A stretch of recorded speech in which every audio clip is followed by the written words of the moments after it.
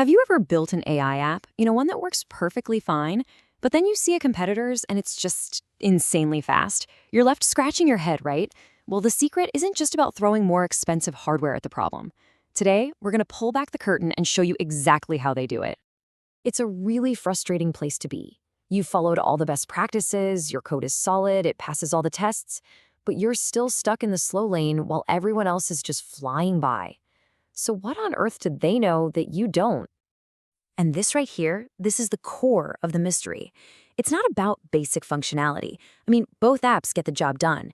The difference is a kind of speed that feels like it shouldn't even be possible. But here's the thing, it's not magic. It's a deliberate, multi-layered strategy. And the key to unlocking this speed isn't some single silver bullet solution. It's all about a series of really smart optimizations that don't just add up, they compound on each other. They literally multiply. This is what we call the multiplier effect, and we're about to break it all down. Okay, so here's our roadmap. We're going to explore 3 core pillars: choosing the right engine, putting your data on a bit of a diet, and designing a really smart architecture. Then we'll see how it all comes together for a massive payoff, and what this all means for the future of AI.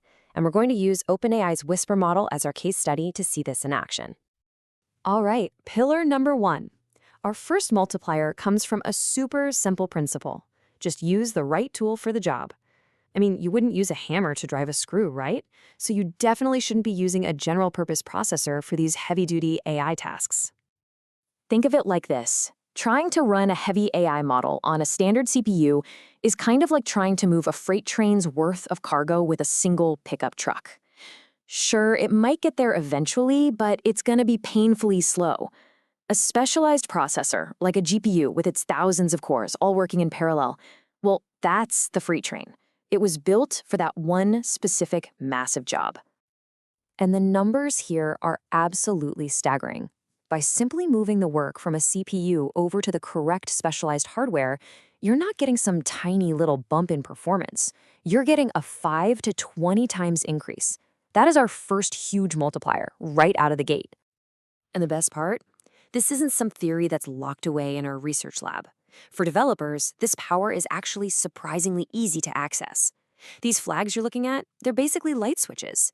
They just tell the software, hey, stop using the pickup truck. It's time to fire up the freight train.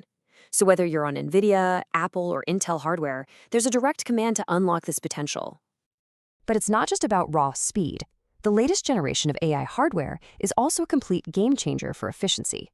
By using new, hyper-efficient data formats, the energy consumption has just plummeted. We're talking from 10 joules per token all the way down to just 0.2.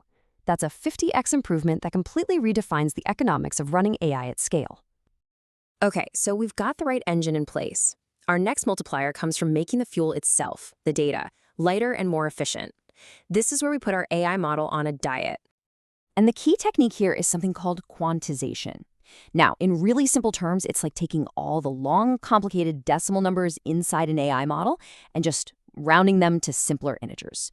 This makes the model a whole lot smaller and nimbler, and thanks to modern techniques, you can do it without any significant loss in accuracy. And this shows you the first huge benefit.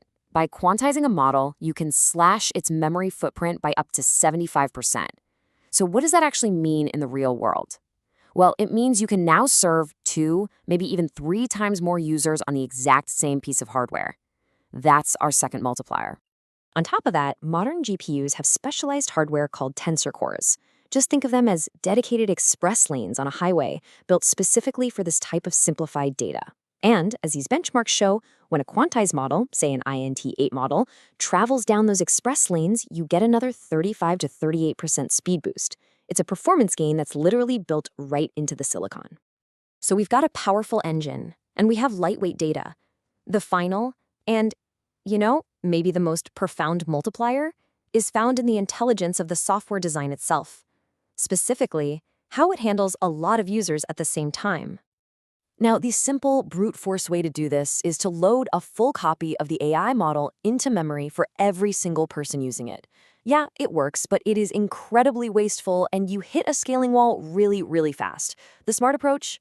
You load the model just once, have all the users share it, and then you group the requests together in batches for processing. This is a massive architectural multiplier. Okay, so we've looked at all three pillars on their own. Now let's put it all together and see the true power of the multiplier effect. This is where we see how these individual gains compound into something truly transformative. And here's the crucial part. These gains don't just add up, they multiply. So using some pretty conservative numbers from our case study, a 5x gain from hardware, multiplied by a 2x gain from data efficiency, multiplied again by a 3x gain from smart architecture, well, that equals a 30x total improvement. To make that real for you, a process that used to take 30 minutes now takes just one. That's the payoff. A 30x improvement isn't just a cool technical achievement. When you turn a half-hour wait into a 60-second task, that's an economic force. It's a shockwave that fundamentally reshapes the cost, the accessibility, and the sustainability of artificial intelligence. It's a true paradigm shift. And the consequences are profound. We're looking at a projected 90% reduction in the cost of just running these AI models. This completely democratizes the field. It means a startup in a garage can now afford to run AI that previously only a tech giant could. And with that incredible 50x leap in energy efficiency we talked about, we're building a much more sustainable foundation for the future of this tech. You see, the multiplier effect isn't about making small tweaks here and there. It's about combining these strategies to achieve generational leaps in capability, fundamentally changing what is even possible with the hardware that we already have.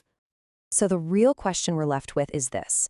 As these principles become standard, and as new multipliers are discovered, these leaps are just going to keep compounding. So what industry, what capability, what part of our world will they redefine next?